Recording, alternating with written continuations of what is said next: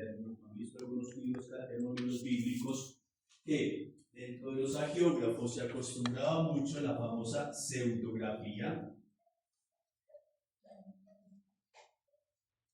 o la famosa pseudonimia.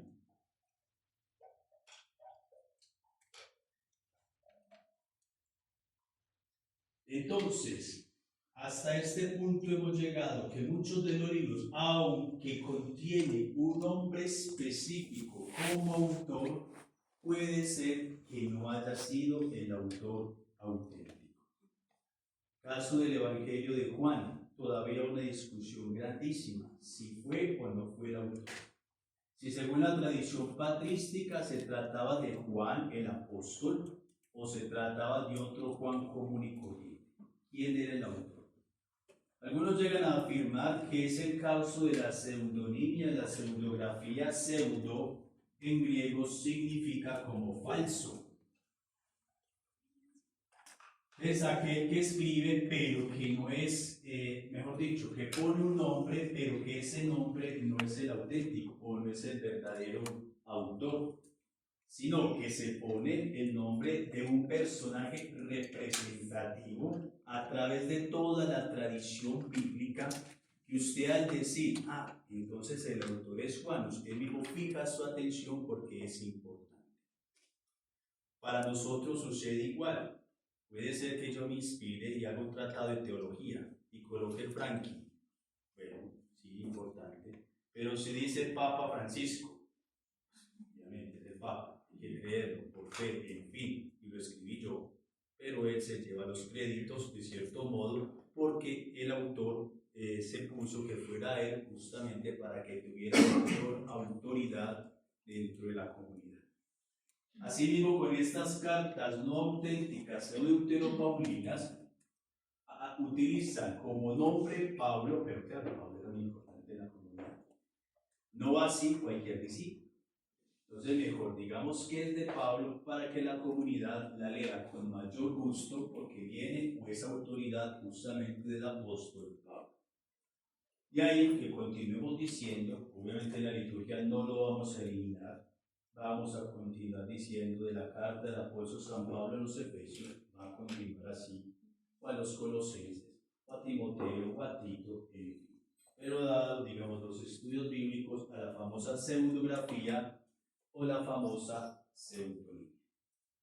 Quedamos claros de todos esos dos grupos de cartas. Cartas auténticas, cartas no auténticas o deuteropaulinas. Hay que hacer siempre la diferencia. Van a escuchar en algunas homilías que ya no se diga, es que el apóstol Pablo quiso decir en carta a los Efesios, no, simplemente uno dice, el autor de la carta a los Efesios dice esto y esto, o quiere expresar esto, o quiere manifestar esta realidad.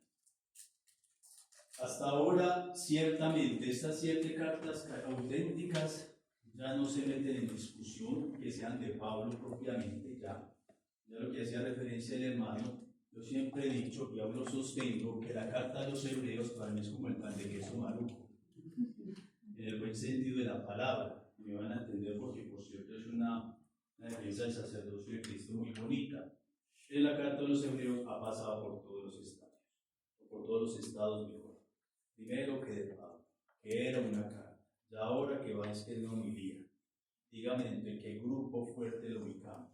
Y ahí que muchas veces se quede fuera de los estudios bíblicos, porque uno coge por bloques, ustedes saben.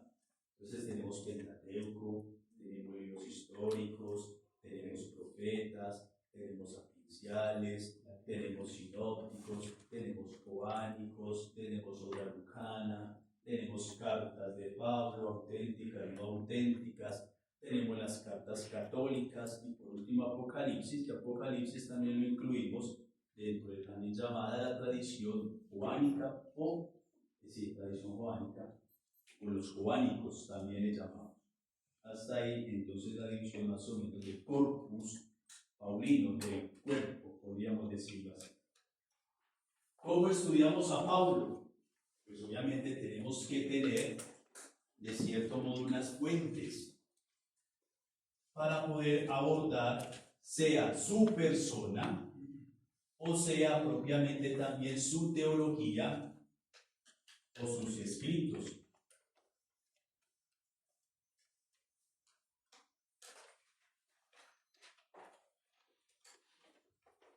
Entonces, dentro de estas fuentes, donde vamos a ver en su mayor parte, me refiero como a las fuentes escriturísticas y también algunas extrabíblicas, tendríamos, volvemos al mismo discurso, sus cartas auténticas,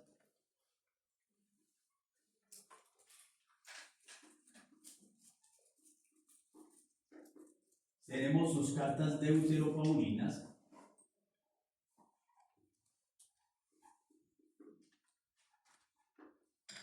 Esta es, de cierto modo, las fuentes, entre comillas, más fidedignas, sobre todo las auténticas, porque tenemos la certeza que Pablo lo escribió.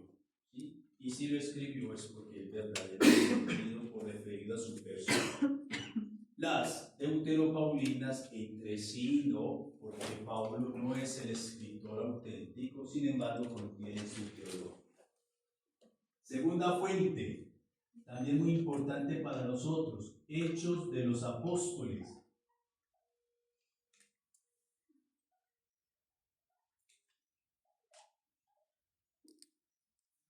Hechos de los Apóstoles, en referencia a Pablo, por algunos estudiosos es muy menospreciado, porque como no es el mismo Pablo, aunque de pronto algunos pasajes de Hechos de los Apóstoles es como si el mismo Pablo hablara, en realidad no pertenece a Pablo.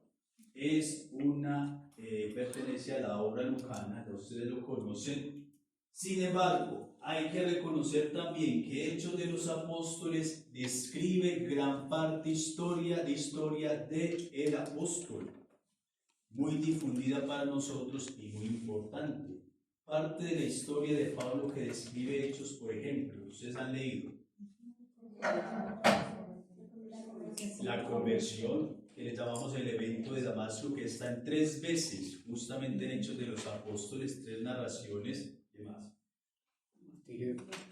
Los viajes.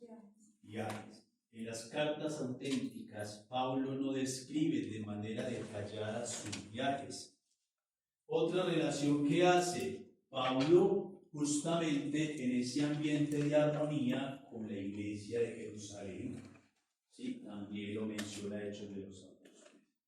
Sin embargo, es de reconocer que muchas de las ideas o de las descripciones que hace Hechos de los Apóstoles no está contenida en las cartas auténticas. Y ahí entonces entra el choque. ¿Qué es lo verdadero y qué es lo no verdadero? Por cuál nos inclinamos.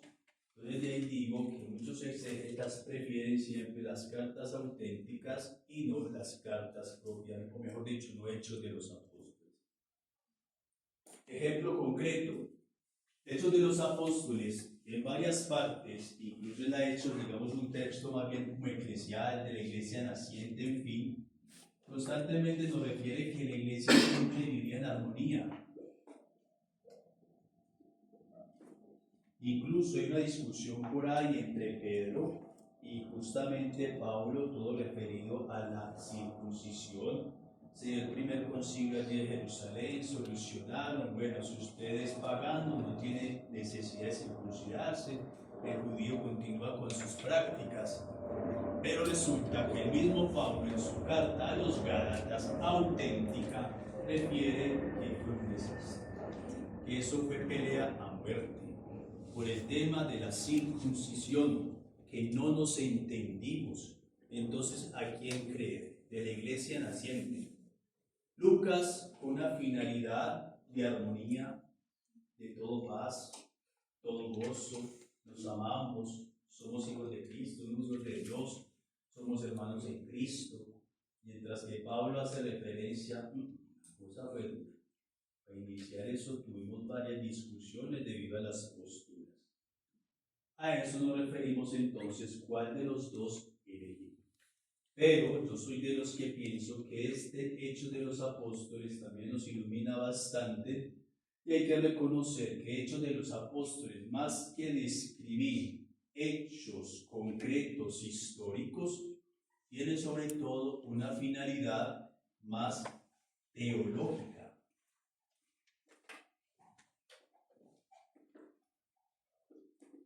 Está destinada en estas narraciones para comunicar a unos destinatarios cuál es la finalidad de la iglesia. Y esa es la finalidad, que todos vivamos como hermanos, que compartamos los bienes, que nos perdonemos los pecados. Eso es lo que hacemos. A través de esta narración, destinar un mensaje concreto para una comunidad concreta. Puede resultar que justamente si la comunidad estuviese dividida por algún otro motivo, pero en vez de atizar el carbón y de meterle más leña al fuego, lo que hace la obra lucana es, a ver, calma, ¿sí? Mire que este es el ideal justamente del cristiano, que vivamos en paz. A eso me refiero entonces con finalidad una finalidad propiamente teológica.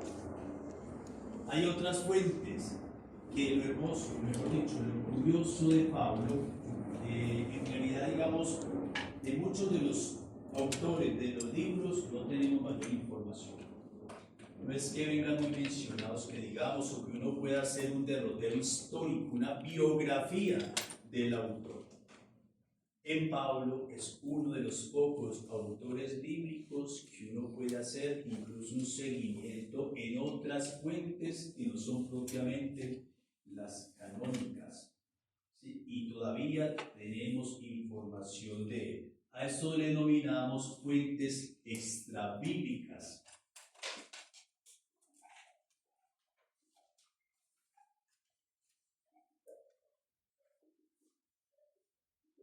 Los avances que ha tenido ahora la ciencia bíblica ha sido precisamente la de, ¿cómo hace referencia? La de abrirnos a otras ciencias. Una de las dificultades que tuvimos al inicio y fuimos criticados mucho por ello, el famoso pietismo o espiritualismo, de considerar que la Sagrada Escritura netamente era como un libro caído del cielo.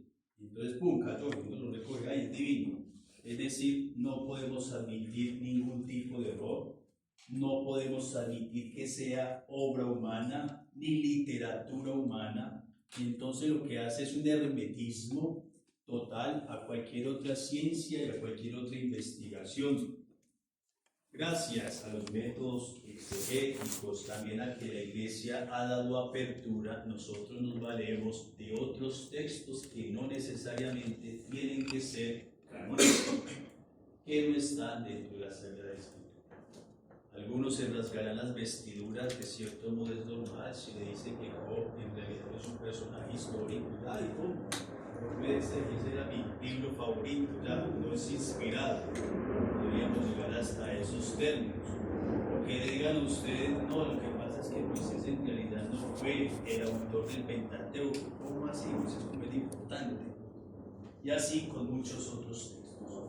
Entonces, referente a Pablo, nos valemos de otros textos extrabíblicos para conocer un poco más de su persona.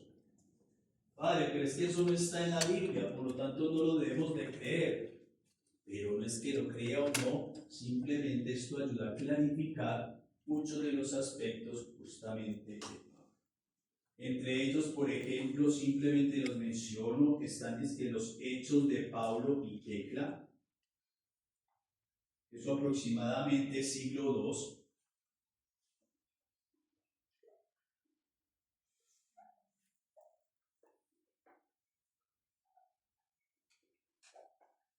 Se pueden obtener alguna información de Pablo, sobre todo referido como a su accionar, a su misión. También, por ejemplo, para Apocalipsis de Pablo, siglo III-IV.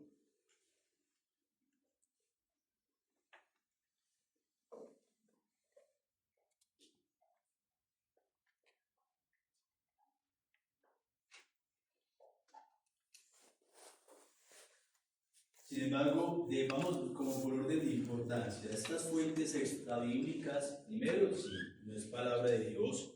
Segundo, hay que reconocer que de cierto modo, respecto a la composición de la literatura paulina, estas fechas son más bien tardías.